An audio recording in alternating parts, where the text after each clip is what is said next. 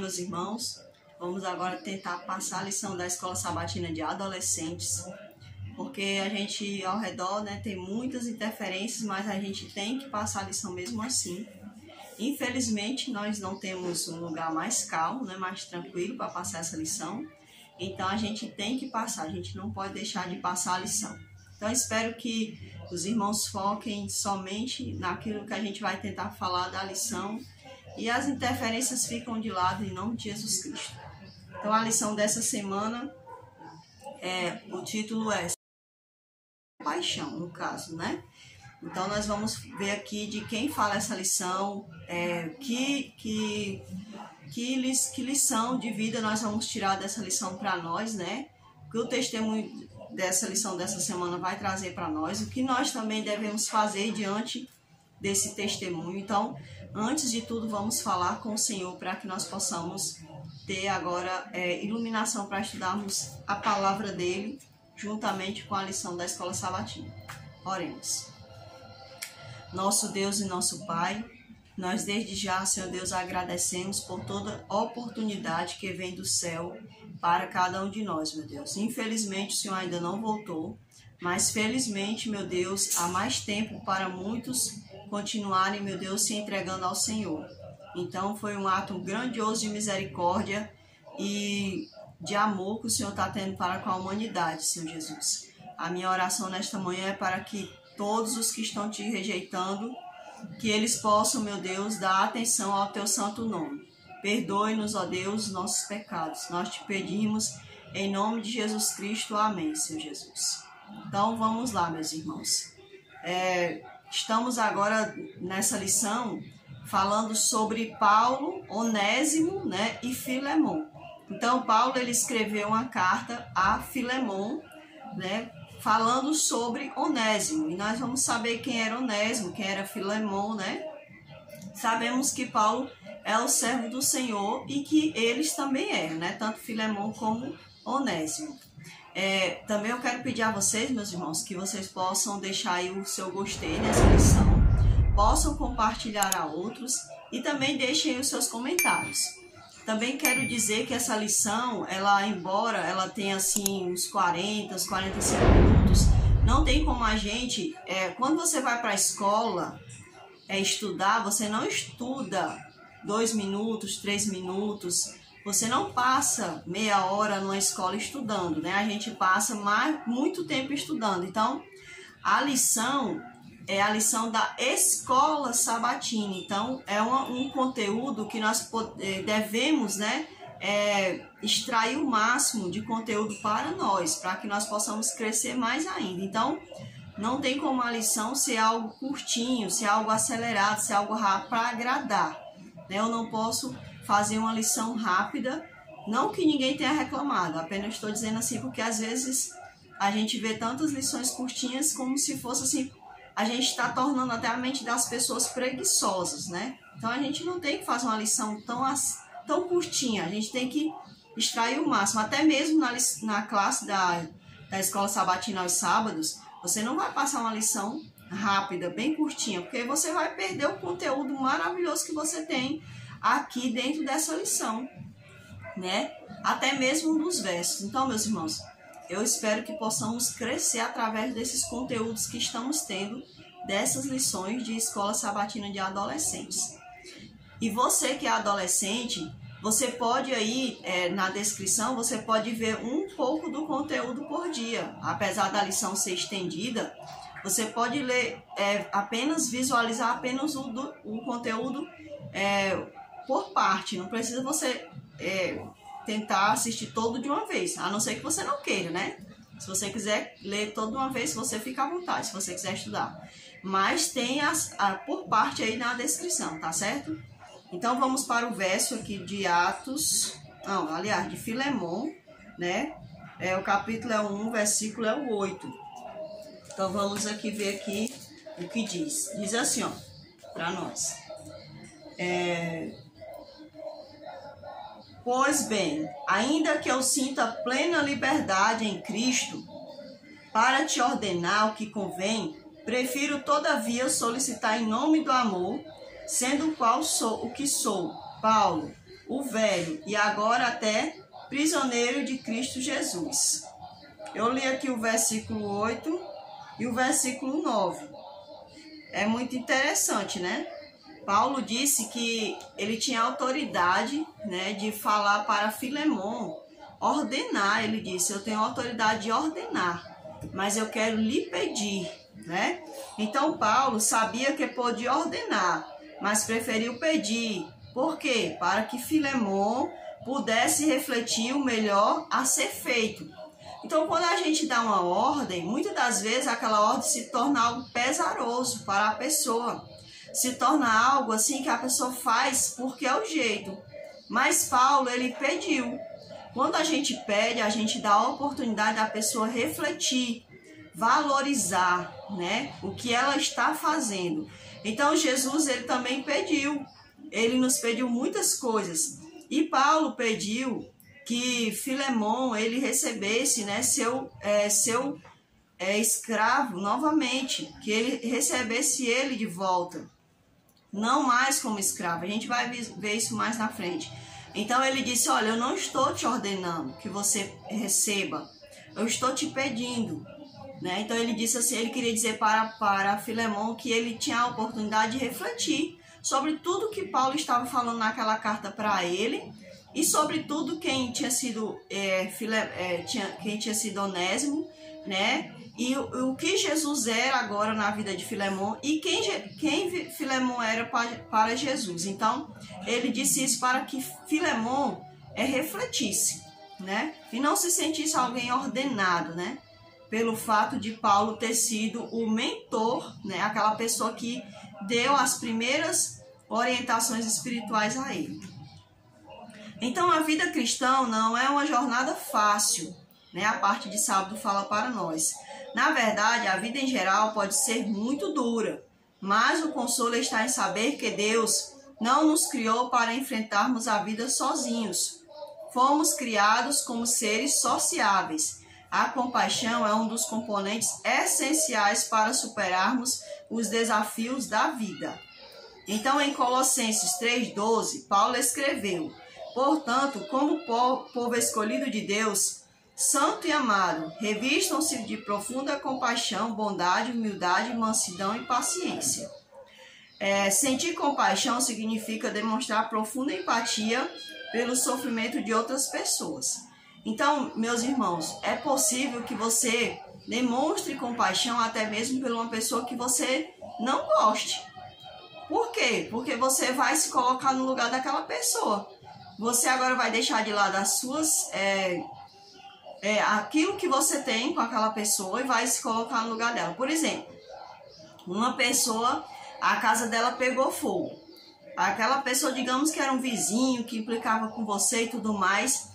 Se você é um cristão, você não vai dizer assim para essa pessoa, bem feito, olha só, ela era ruim, ela fazia o mal, bem feito. Não, embora vocês não se dessem bem, a casa dessa pessoa chegou a pegar fogo, agora ela perdeu as coisas, então você, meu Deus, como é que pode? Você vai olhar aquela pessoa não como aquela pessoa que implica com você, mas uma pessoa que está precisando, uma pessoa que Deus ama e que está precisando, e que é um ser humano como você, que está necessitando de uma ajuda naquele exato momento. Então você tem que deixar de lado todas as dificuldades que há entre você e você agora ajuda aquela pessoa. Então é possível sim, às vezes a pessoa acha que não é possível. Sim, se a pessoa não for tão egoísta, né? Porque tem a pessoa, quando é altamente egoísta, como eu falei aqui antes, tem gente que vai achar bom quando aquela pessoa que lhe persegue, né, cai na desgraça. Mas a gente nunca deve se alegrar com a desgraça de ninguém. A própria palavra de Deus diz que quando a gente vê nosso inimigo, aquela pessoa que nos persegue, ela sendo corrigida, a gente nunca deve dizer bem feito, bem feito. Pois a palavra de Deus diz que Deus para a repreensão daquela pessoa, né? E ele se volta contra nós, porque isso não é da vontade de Deus. Então, isso está escrito na palavra do Senhor. Então, nós nunca devemos desejar o mal para a pessoa, por mais que ela tenha nos feito mal. Jamais. E se uma pessoa não se dá bem comigo, na hora da precisão, não posso negar a ela nada. Eu não posso negar. Entende? Isso é uma coisa muito séria. Então, sofrimento, profunda empatia pelo sofrimento de outras pessoas, fazer tudo para ajudar. Como seguidores e imitadores de Cristo, precisamos agir com misericórdia e piedade, mesmo com aqueles que alguma vez já nos prejudicaram. Isso não quer dizer que iremos permitir que a injustiça prevaleça, né?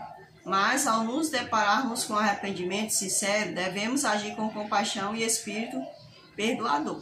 Bem, aqui a gente também tem que ter um outro ponto, meus irmãos. Por exemplo, ó, aqui está dizendo que se uma pessoa ela cai na necessidade, você percebeu um arrependimento sincero. Não, por exemplo, isso aqui eu acredito em outras situações, porque se uma pessoa está precisando, ela não se dá bem com a gente, você não tem que esperar aquela pessoa se arrepender para você ajudar ela, né? Não, isso não faz parte do foco de Deus. Pelo contrário, você tem que ajudar essa pessoa, independente se ela se arrependeu ou não, né? Por exemplo, se ela jogou uma pedra na sua casa, se ela te desejou mal, ou se ela insultou com seu filho, se ela estiver precisando, você tem que ajudar ela. Você não tem que esperar ela se arrepender. O arrependimento, você ora por ela, para que ela se arrependa, para que ela cresça, né, espiritualmente e humanamente falando. Então a gente tem que continuar orando para que essa pessoa se arrependa dos seus maus hábitos. E também aqui também fala que nós não devemos deixar de agir com bondade, misericórdia, compaixão com as pessoas por conta de coisas que elas nos fizeram, né? Isso não quer dizer que devamos deixar a injustiça prevalecer, ou seja, nós nunca devemos nos fazer de idiota para as outras pessoas. Por exemplo, uma pessoa, ela só quer se aproveitar de você. Você também tem inteligência para raciocinar. Se uma pessoa, ela não se esforça para mudar a vida dela, e ela tá ali 1, 2, 3 vezes, né? Você tem que raciocinar. Essa pessoa tá me fazendo de idiota ou essa pessoa tá realmente querendo crescer? Então você tem que usar a sua cabeça que Deus te deu, usar a inteligência que Deus te deu, né?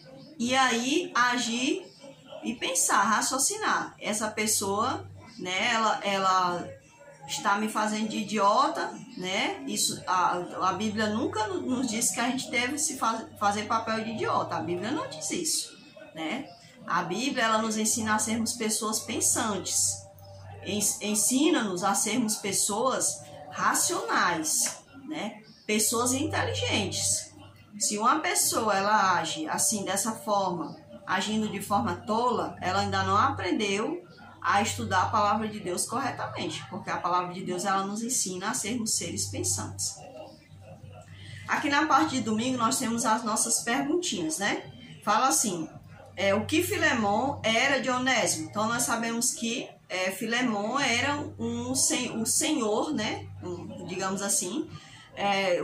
O Onésimo era escravo dele, então ele, diante da sociedade, ele era o senhor de Onésimo, né? Paulo, que características Paulo atribuiu a cada um desses homens?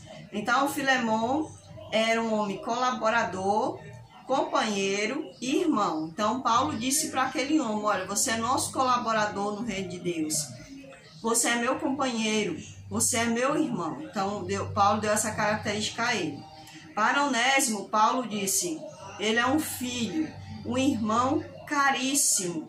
Então, ele disse para Filemon que tanto Filemon como Onésimo eram para ele irmãos, né? Então, meus irmãos, aqui diz assim, o que Paulo está pedindo, que garantia ele ofereceu?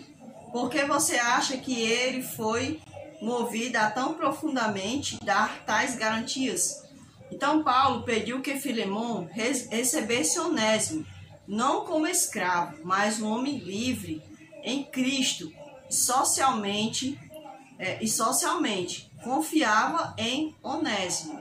Então ele disse para Filemon que agora recebesse Onésimo não mais como um escravo, mas como um homem livre, né? E ele era um homem livre em Cristo Jesus, né? E ele disse que ele era um homem que ele confiava em Onésimo.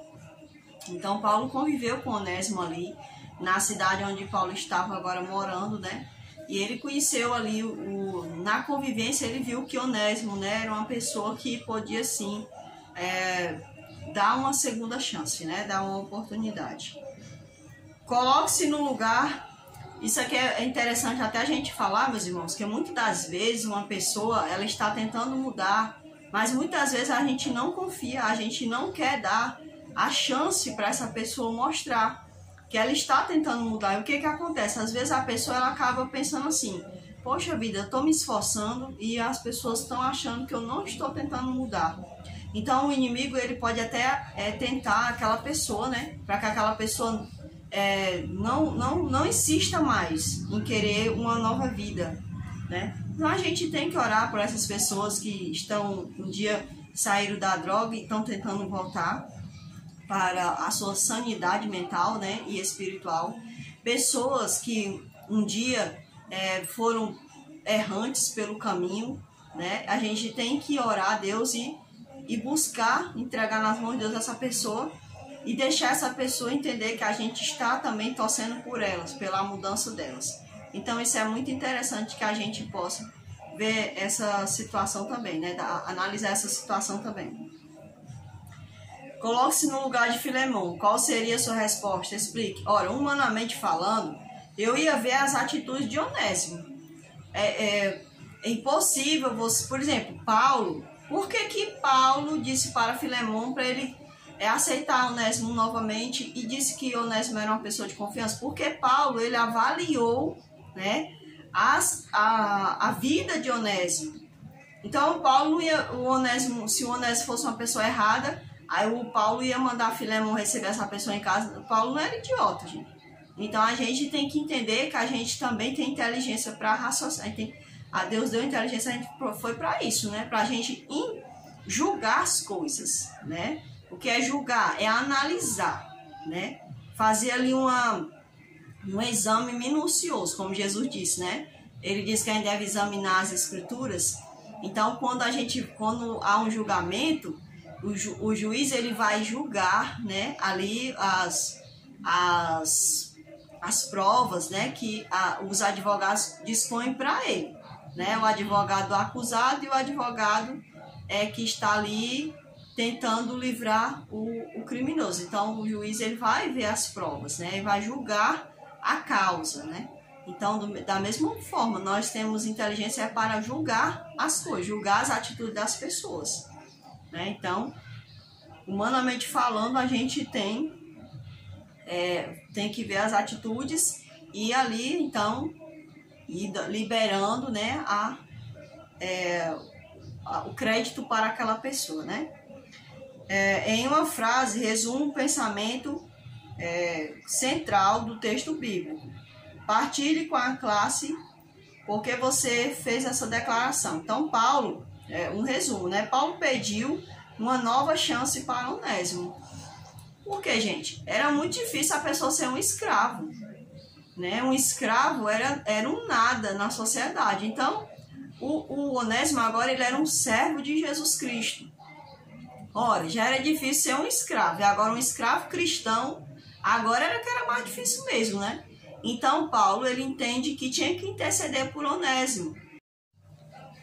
Então era muito difícil, né, a pessoa ser escravo, né? Eu não posso nem imaginar que hoje em dia as pessoas já se sentem escravo, né? Imagina naquele tempo que a pessoa realmente era escravo, né? Não tinha liberdade de viver, não podia ter propriedades, não podia sonhar em ter uma família, então era uma coisa terrível mesmo, né? E aí agora ele era cristão, né? E como cristão ele ia ser perseguido. Então, Paulo ele pede que Filemão alivie o peso do seu irmão em Cristo Jesus, que era Onésimo, né? Então, é por isso que Paulo ele faz esse apelo a Filemão. Aqui na parte de segunda-feira fala para nós que a posição de Paulo como apóstolo e como pai de Filemão na fé pressupõe a autoridade com que ele poderia ter ordenado que Filemão aceitasse Onésimo como irmão em Cristo. Não havia nenhuma dúvida na mente de Paulo de que Filemon teria respondido a toda orientação que lhe fosse dada por um apóstolo de elevada autoridade. Mas Paulo conhecia uma forma melhor. Como um talentoso líder, Paulo não deu ordens. Ao apresentar a necessidade e o objetivo a ser alcançado, ele sempre apelou pelos motivos nobres a que um cristão genuíno iria responder. Então Paulo ele poderia muito ter dado uma ordem, né? Mas ele deixou para que Filemon pensasse, né, naquela situação. Então Paulo não exigiu que Filemon perdoasse, aceitasse Onésimo novamente como escravo. Deixou ele refletir nas recompensas do amor, do perdão e da compaixão. Então foi isso que Paulo fez, né? A parte de terça-feira, falando agora igual Cebolinha, terça-feira. A parte de terça-feira fala assim para nós. Esta carta de Paulo tem uma característica única, né? Por quê? Porque era uma carta que se tratava de um assunto doméstico, né? Um assunto de dentro de uma casa, não era um assunto de igreja, né? Como Paulo mandou para os Gálatas, mandou para os romanos, para os coríntios, né? Ele mandou especificamente se tratando de um assunto doméstico, essa carta de Paulo a Filemon. Então, no Império Romano, na época de Paulo, os escravos faziam parte da estrutura social e eram considerados membros da família, membros, né, da família. Esse membro aqui da família, muitas das vezes esses escravos eles serviam de tutores caso os pais morressem, né? Caso o senhor não tivesse filho, ele poderia também deixar sua herança para o escravo, se ele quisesse, né, no caso. A condição de escravo poderia ser muito cruel. Aqui fala que os escravos, quando os seus senhores eram julgados por algum crime, eles poderiam colocar o seu escravo no lugar dele. Olha só, tipo um saco de pancada, né? Deixava o escravo ir lá pela causa dele, e o escravo poderia até ser julgado, apanhar, e se fosse uma condenação de morte, com certeza o escravo ia morrer, né, no lugar dele. Então, você percebe aqui que o escravo era realmente um nada, né? Aqui diz assim, o cristianismo ajudou a melhorar as condições dos escravos. Eu não sei se o cristianismo ele vem ajudar, porque o cristianismo vem de Jesus. E se você for lá no Antigo Testamento, o Senhor já deu a orientação como se deveria tratar um escravo, né? Então, quando vem essa questão do cristão, o cristão apenas retorna a verdades que já existiam. Então, quais eram as verdades que já existiam? O Senhor disse para os filhos dele, lá no deserto, olha, quando vocês tiverem um escravo, lembre-se que vocês foram escravos no Egito. Então, vocês não devem fazer com os escravos como faziam com vocês, né? E os escravos também tinham um tempo que eles eram livres. Então, na lei de Deus, na lei que Deus permitiu Moisés fazer, que era chamada a lei mosaica, né? Esses escravos, eles não eram um zero à parte, um zero à esquerda na sociedade. Eles cumpriam um propósito, mas eles, né, ali também simbolizando o povo de Israel, mas o povo não poderia subjugar essas pessoas, eles tinham que lembrar que eles tinham sido escravos e, portanto, não poderiam tratar esses escravos de forma desumana, né? Era como se fosse um funcionário para ele, na verdade, e que tinha um tempo deles serem soltos, serem livres, né? Então, eu acredito que o cristianismo, ele não veio assim fazer uma diferença, uma revolução. Não, eu acredito que o cristão, quando ele conhece a verdade, ele tem agora que voltar às suas raízes. E as raízes dele é entender o que Deus quer e o que Deus não quer, que ele faça o que Deus quer e o que Deus não quer para ele, né? Então, Deus sempre nos ensinou o que era o certo e o que era errado. Aqui na parte de quarta-feira vai falar para nós sobre os versos de impacto. E o verso de impacto que eu escolhi está no livro de Romanos. O capítulo é o 12 e o versículo é o 15. Fala assim para nós. Alegrai-vos com os que se alegram e chorai com os que choram. Aí eu também vou ler aqui o outro verso, né? Tende o mesmo sentimento uns com os outros. Em lugar de ser desorgulhosos, condescendei com o que é humilde. Não sejais sábios aos vossos próprios olhos. Então ele diz, né, para nós que nós devemos nos alegrar com os que se alegram, né? Não tentar fazer a vida do outro infeliz, né? Chorar com os que choram. Se alguém está sofrendo, se alguém está passando fome, devo sim ajudar essa pessoa, dar o pão a ela, né? Tende o mesmo sentimento. Aqui diz que nós não devemos ser orgulhosos, irmãos.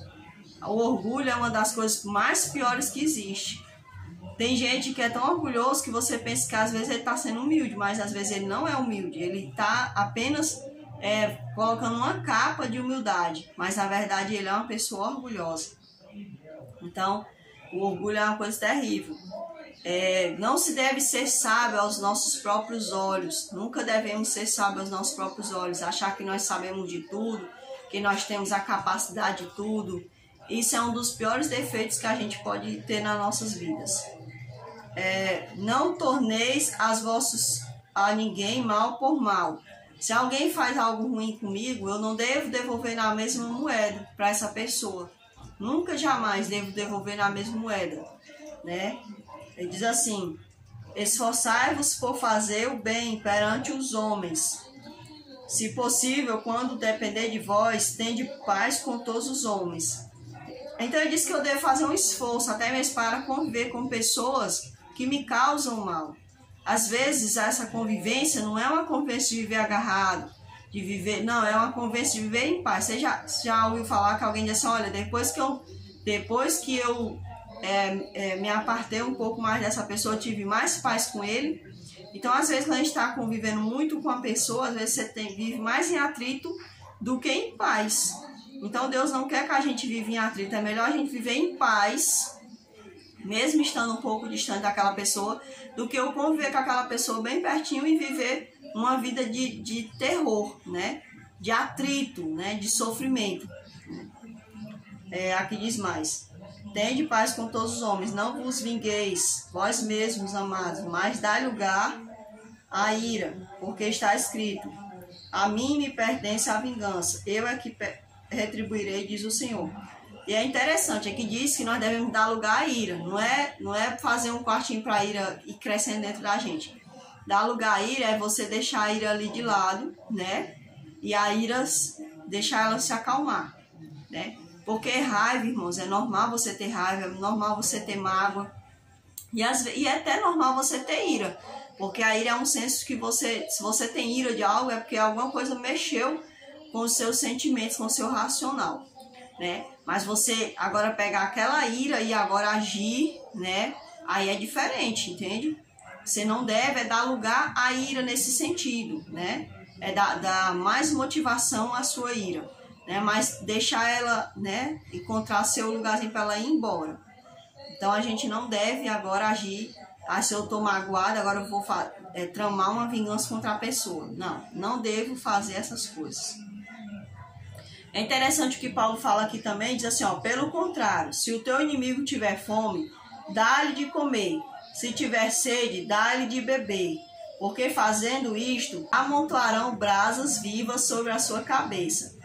Não te deixes vencer do mal, mas vence o mal com o bem. Aqui Paulo, ele fala um verso umas palavras muito interessantes, né? O Pedro disse que o Paulo tinha umas palavras difíceis, né? E aí Paulo, ele disse que quando a gente faz o bem para aquela pessoa que nos machuca, a gente amontoa brasas vivas sobre a sua cabeça, né? E eu me lembro desse texto quando eu era adolescente, né? E aí eu passava ali a lição na escola sabatina das criancinhas, né? Dos juvenis, dos primários, na verdade. E aí vinha esse textinho aí pra gente escrever o versinho para as crianças. Claro que as crianças não iam entender aquilo, mas a gente passava para que as crianças fossem memorizando os versinhos, né?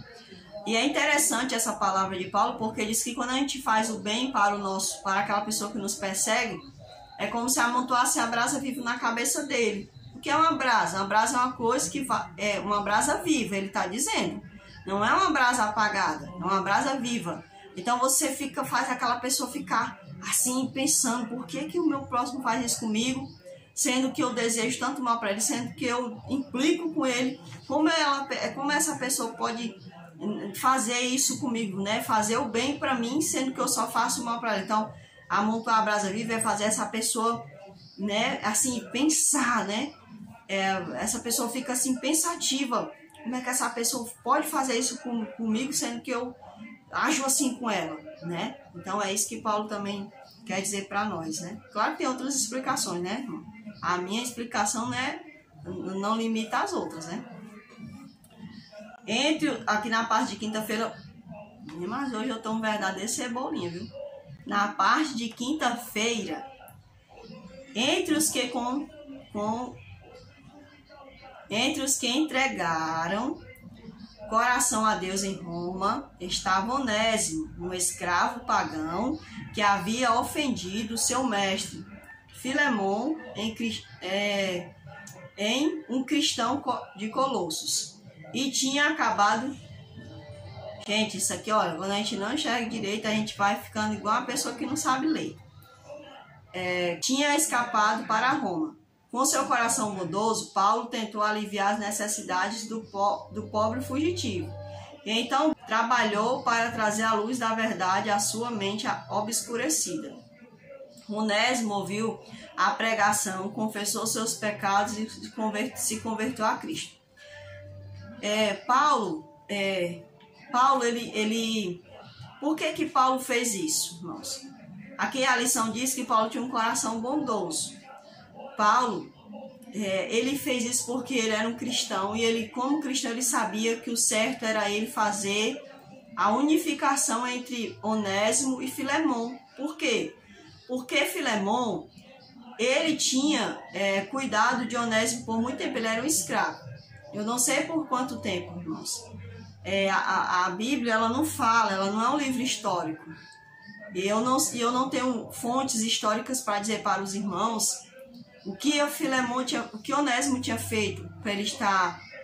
Uns dizem que que Onésimo estava na prisão.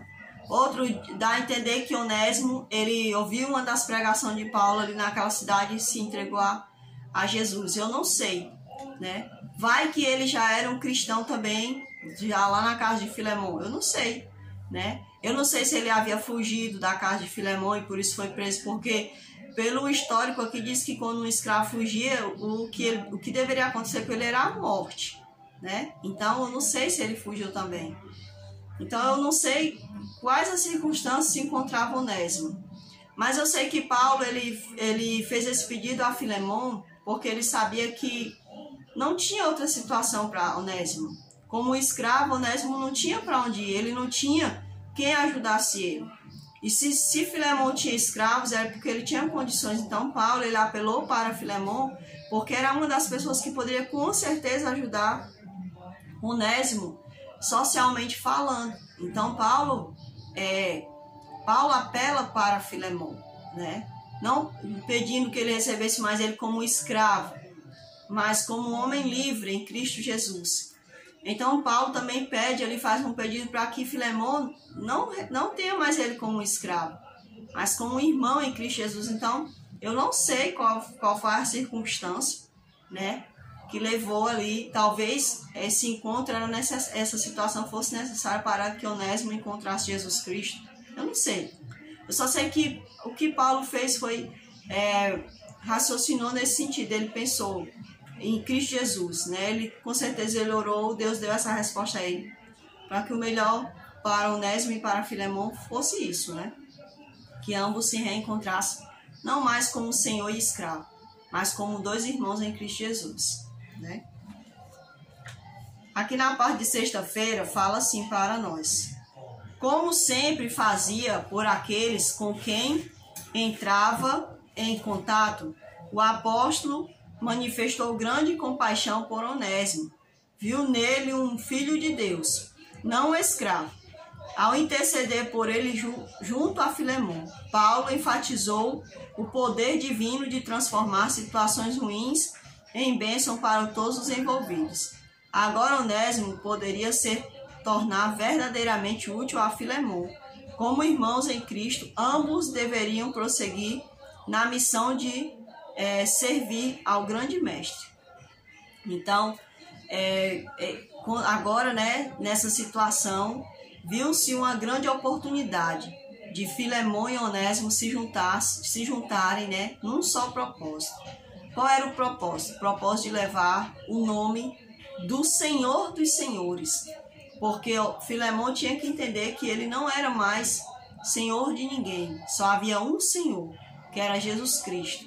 E Onésimo deveria entender que a vida dele, né, ele tinha que valorizar também a vida dos outros. Porque agora ele servia ao único Senhor dos Senhores, que era o próprio Jesus Cristo.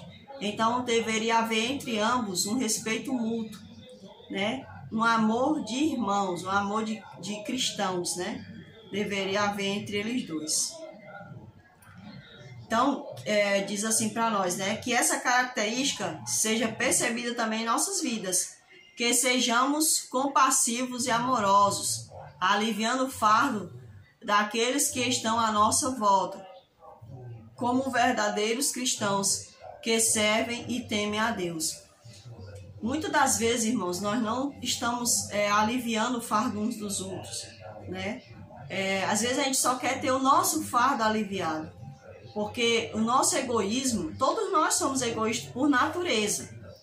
Então é muito normal que a gente deseje que o nosso fardo seja aliviado, que a nossa dor seja atendida, né? Mas quando a gente encontra Jesus Cristo, não existe só o meu, a minha vida, existe a minha e a do outro.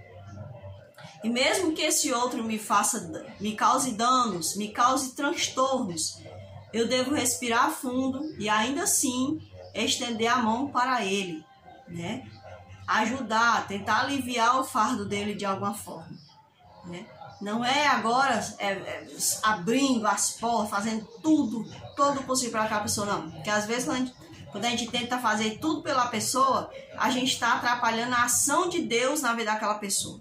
Às vezes aquela pessoa está passando por uma prova para haver um amadurecimento mental e espiritual, né? Um amadurecimento da fé dela. E às vezes a gente quer ajudar aquela pessoa de todas as formas e a gente acaba atrapalhando o agir de Deus. Porque a gente impede essa pessoa orar, a gente impede essa pessoa se humilhar diante de Deus, se humilhar diante da pessoa que ela está ali massacrando. Porque muitas vezes nós passamos por situações, irmãos, que nós causamos. São consequências dos nossos atos. Então, muitas das vezes a gente acha que as pessoas que estão nos causando danos, mas muitas vezes são os nossos atos, são as nossas escolhas erradas que nos causaram esses danos. E nós estamos apenas colhendo os frutos ruins, né? Nós quisemos colher manga quando a gente plantou, foi um pé de abrolhos, né? Um pé de espinhos. Mas a gente quer colher as mangas daquele pé, mas nunca vai colher, né? Porque manga só se dá de semente de manga, né? De um caroço de manga. Mas às vezes a gente quer, na nossa imaginação, forçar uma situação a acontecer. Então, a compaixão, ela deve vir, mas deve vir com entendimento. Muitas das vezes a gente quer fazer obras de caridade, mas às vezes a gente quer atrapalhar os planos de Deus na vida daquela pessoa. Quando eu era adolescente, eu tinha esse pensamento. Olha, se eu recebesse uma grande porta na minha vida, eu ficava pensando um monte de gente que sofria assim ao meu redor, né? Essa pessoa aqui não tem casa, essa pessoa ali precisa disso, aquela pessoa ali precisa daquilo, aquela pessoa ali precisa de roupa tal. E eu ficava pensando, né? Então, às vezes, um dia o Espírito Santo ele começou a falar para mim: cuidado para você não atrapalhar os meus planos. Cuidado para você não atrapalhar as minhas obras.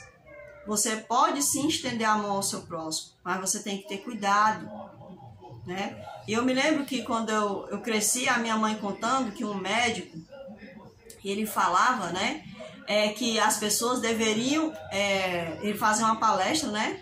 E ele dizia assim: olha, nunca dê o peixe para a pessoa, dê o anzol e ensine essa pessoa a pescar.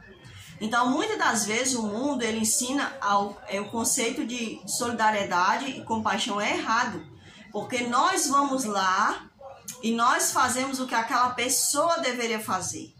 Então, olha só, a mulher chegou para o profeta Eliseu e disse: olha, Eliseu, vão levar os meus filhos embora, porque meu esposo morreu e havia uma dívida. E vão levar meus filhos embora. O Eliseu poderia ter feito, sabe o que, irmãos? Ele poderia ter corrido junto dos outros profetas. Quanto é a tua dívida, mulher? Aí Eliseu poderia ter corrido e dito assim: bora, meus irmãos, cada um dá o tanto que vai dar certo, nós vamos resolver a dívida do irmão que morreu. Mas o que foi que Eliseu disse? Eliseu, o Espírito Santo de Deus agiu em Eliseu, porque Eliseu orou a Deus. E Eliseu disse assim para aquele homem, para aquela mulher: o que tu tens em tua casa? Ela disse: eu tenho um pouco de azeite na botija.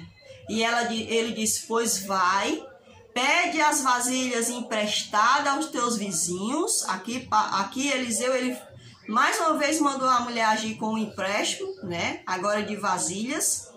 E ele disse: vai, enche todas as vasilhas que tu tiver. E com esse dinheiro e com esse azeite, tu vende o azeite. E aí você vive com você paga a sua dívida e com o que sobrar você vive com a tua família. Porque o azeite era muito caro, irmãos. Ainda é, né? Se é caro hoje, mas naquele tempo, né? Era muito caro porque era algo muito precioso, né? Se usar para fazer, para unção, para fazer iluminar, né? Então tinha vários propósitos, né? Sarar feridas, né? Então ele diz isso, irmãos. Então, hoje em dia, irmãos, uma das coisas mais terríveis que nós temos feito, irmãos, no ato de solidariedade é ir resolver o problema da pessoa. Mas nós não ajudamos a pessoa a resolver, o problema que está aqui dentro da cabeça dela. Porque muitas das vezes a gente vai lá, fica só dando peixe, e um dia você morre e aquela pessoa nunca aprendeu a pescar o peixe sozinha. Por quê? Porque você foi lá, resolveu o problema para ela. Você não ajudou ela a resolver o problema por si só, né? Eu me lembro, meus irmãos, que meu irmão, ele passou um tempo preso, né? E aí, eu orava muito a Deus, eu e minha mãe, a gente orava muito a Deus. A gente dizia: Senhor, nós não estamos aqui te pedindo, embora a gente queira muito que ele seja solto, a gente não está aqui te pedindo, Senhor Deus, que o Senhor venha livrar ele da prisão. Mas esse período que ele está dentro da prisão, Senhor, que o Senhor ajude ele. Que o Senhor ajude ele, meu Deus. Envie anjos ali para falar com ele. Para que ele possa, meu Deus, mudar. Então, muitas mães, quando os filhos estão presos, muitas mães, elas vendem tudo o que tem para tirar os seus filhos. E os filhos, muitas das vezes, vão e voltam de novo, né? E aí, essa foi a primeira coisa que a gente falou, né? Olha, nós não temos dinheiro, nós não vamos fazer o absurdo para que não dê mais a pessoa a fazer novamente, né? Mas Deus é muito maravilhoso, né? Deus é maravilhoso demais, porque o Senhor permitiu que ele fosse solto, né? Pela graça do Senhor Jesus Cristo. E ele chegou contando um testemunho maravilhoso, irmãos. Ele contou um testemunho maravilhoso de como voltou ali à memória dele, o que Deus tinha já falado com ele na infância. Embora hoje ele não siga os caminhos de Deus, né? Assim que eu digo não siga, não tenha retornado. Mas graças a Deus ele amenizou mais aquele fardo, né? Que era a vida dele, para ele mesmo, né? Que quando a gente é uma pessoa enfiada no alcoolismo, né? Quando a gente se enfia com amizades que não nos faz crescer, aí isso traz um fardo para a vida da gente e para o nosso próximo. Então, meus irmãos, a gente não deve ir e dar o peixe para a pessoa. A gente tem que ensinar a pessoa, a gente tem que dar o anzol e ensinar a pessoa a pescar. Então, a pessoa tem inteligência. Ajude essa pessoa na maneira correta e não na maneira errada. Que Deus, ele não aprova isso. A palavra de Deus diz que se nós ajudarmos o tolo uma vez, nós iremos ajudar sempre. E também está escrito lá no livro de Provérbios, né? Qualquer coisa a gente procura aí e coloca aí na tela, né? Que a gente não deve ser nem bonzinhos demais, para que não nos façam de tolos, né? Mais ou menos isso. E nem devemos ser maus, né? ele diz que a gente não deve nem ser aberto demais para ajudar e também não deve reter a ajuda. A gente tem que ter equilíbrio, né? Então é muito interessante essas passagens que tem na Bíblia. Então, irmão, a própria Bíblia, ela nos ensina a sermos pessoas sensatas, sábias. E aí tem aqui um versinho para nós, né? Fala assim: quando recebemos real conforto e consolo, é quando alguém nos ensina como pensar ou agir? É quando recebemos conselhos sobre onde ir ou o que fazer? É quando ouvimos palavras de confiança e esperança? Algumas vezes, talvez, mas o que realmente conta é quando em momentos de dor e sofrimento alguém fica conosco, né? Mais importante que qualquer ação particular ou palavra de conselho é a simples presença de alguém que se importa. Então não adianta eu de fato não me importar com a pessoa, eu tenho que me importar. Eu estou aqui tentando falar o máximo, mais alto possível, irmão, para tirar as interferências ao redor, né? Então, meus irmãos, é necessário que nós demonstremos importância. E muitas das vezes, irmão, a importância ela não vem só de você dar ajuda material, mas também de você sentar, dar um conselho, exortar, né? Sorrir, se alegrar, né? Trazer assim um ânimo ou trazer uma ajuda material para essa pessoa, mostrar para essa pessoa que você está junto com ela na alegria e na dor, né? Você não vai abandonar essa pessoa diante das circunstâncias, você vai orar por ela. Tem muita gente que é fechada, irmãos, que muitas vezes não quer que a gente chegue perto para dar uma ajuda mental, né? Se nega a lhe ouvir. Então, por essas pessoas que são mais orgulhosas, mais egoístas, nós devemos continuar em oração, devemos pedir a Deus misericórdia, pedir que os anjos do Senhor estejam com essa pessoa, né? Então, é assim que nós devemos agir, servir com paixão, né? E o ato de bondade é um fruto do Espírito Santo, ele não é nosso. Nós, por nós mesmos, não somos bons. Quando o jovem olhou para Jesus e disse assim: bom mestre, Jesus disse assim: eu não sou bom, só existe um que é bom, é o Pai, né? Porque o Pai é bom, porque nos tolera, né? Porque Jesus estava na condição humana, então Jesus se coloca ali como um ser humano. Ele disse: o Pai é bom, porque tolera a humanidade, né? Deus é bom, só há um que é bom, né? É Deus, porque nos tolera, né? E o Espírito Santo de Deus, ele trouxe essa característica do Pai para nós, que é a característica da bondade. Não é nossa, fulano é tão bonzinho, fulano não é bonzinho, né? Se aquela pessoa for um cristão e ele tiver o fruto do Espírito Santo, é o Espírito Santo que está agindo nele. Mas muitas das vezes, irmãos, confundimos atos de solidariedade, que tem segundas intenções por detrás, com bondade, mas não é bondade, né? Não é bondade. São segundas intenções, né? São atitudes, né, que tem por detrás, né, um interesse maléfico de modificar pessoas. Então, que nós possamos ter, sim, o fruto do Espírito Santo, a bondade em nosso coração. Então, meus irmãos, eu espero que vocês possam ter gostado da lição dessa semana. Eu gostei muito, né? E eu gostaria de deixar aqui para você que é adolescente, ou você que é adulto, você que é jovem, deixar ali um livro e um filme. Refúgio Secreto. Eu acho que é esse nome. Deixa eu ver aqui. Esse filme, irmãos, tanto o filme ele é bem dentro do livro, né? Tanto o livro como o filme, eles são bem parecidos, porque tem muitos filmes que tem muita licença poética, mas esse ele é bem mesmo dentro do livro, esse filme Refúgio Secreto. Então eu deixo aqui esse filme para vocês assistirem, esse livro, para que vocês possam ver, irmãos, atos de um cristão, né? De um cristão na época do nazismo, como essa família agiu com os frutos do Espírito Santo, que se chama bondade, né? Mansidão, como o Espírito Santo agiu nessa família. Então eu não vou aqui contar o filme para vocês, eu espero que vocês vão lá e assistam, né? Ou leiam esse livro que também é maravilhoso, irmãos.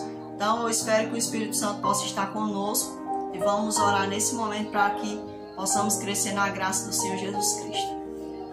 Nosso amado Deus, agradecemos, Senhor, porque sabemos que só no Senhor existe verdadeira bondade. E hoje, se estamos aqui falando uns com os outros, é porque o Senhor foi misericordioso. Ajude-nos a aproveitar a Tua bondade e a Tua misericórdia, Pai, e Teu imenso amor. E que naquele dia, quando o Senhor regressar, que não é um dia muito longe, eu creio, Pai, que já é um dia muito breve, mesmo que eu não esteja aqui, Senhor Deus, nesse dia, ou mesmo que eu esteja bem velhinha, se assim o Senhor quiser, eu sempre vou dizer que é um dia muito breve, Senhor Jesus. Porque naquele dia, quando o Senhor voltar, vai ser algo como se eu nunca tivesse esperado tanto, meu Deus. Vai ser a alegria da vida. Não vai ser uma grande alegria, não. Vai ser a alegria da vida. Pai, obrigada por tudo. Derrame sobre nós o Teu Espírito, que Ele transforme nossas vidas. Que sejamos de fato cristãos verdadeiros. Eu te agradeço e te louvo. E abençoo meus irmãos que estão do outro lado. Em nome de Teu Filho eu te suplico. Amém, Jesus. Irmãos, ore por esse canal, né? Ore por todos nós, para que nós possamos continuar crescendo na graça e no conhecimento de Jesus Cristo. Até a próxima lição, se assim o Senhor nos permitir. Eu vejo o Senhor pela fé.